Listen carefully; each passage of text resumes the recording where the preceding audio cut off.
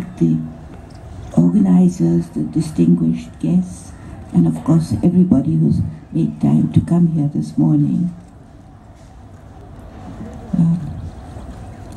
I have returned to Bengal as if it were my home, although I lived in it only briefly 60 years ago and have spent almost all my life elsewhere.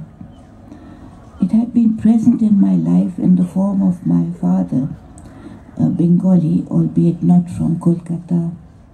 He grew up in the countryside of East Bengal, spoke to us when we were children of the luminous green of the rice fields, the riverine life of its people, of boats and rain, the fish and rice of his cuisine, the finest in the world he gave us to understand. All of this sounded like a fairy tale to children growing up in what we consider dusty, drab Delhi. I would see his eyes shine and come to life if he heard a snatch of bold music, and remember the expression on his face, as of one who had seen a vision, when he took me to a matinee show of Satyajit Ray's first film, Pather Panchali.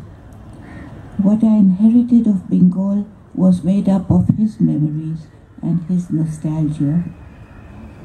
I first came to Bengal myself as a 19-year-old graduate of the University of Delhi, the city where I had spent my years up till then.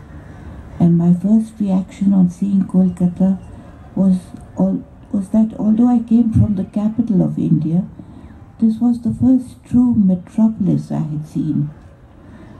Delhi, even in the 1950s, was really not more than a handful of neighborhoods clustering together on the northern plain under the banner of our still new national flag.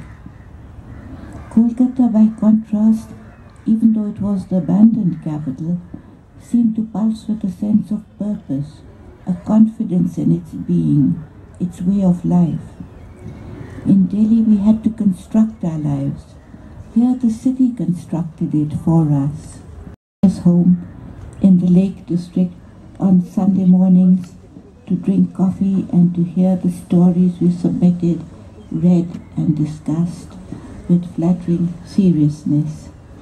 Occasionally to see them in print, in the elegant little books that Writers' Workshop published, bound in beautiful woven sari cloth, and with Professor Lal's delicate calligraphy to decorate them and make them collector's pieces. I wonder if the publishing house still exists. If not, I know that today many others do, on a much greater scale, and it's to visit them that I have come 60 years later for another look, another encounter. And thank you so much, Malvika and everybody else responsible for putting together this wonderful meeting, for making that possible for me.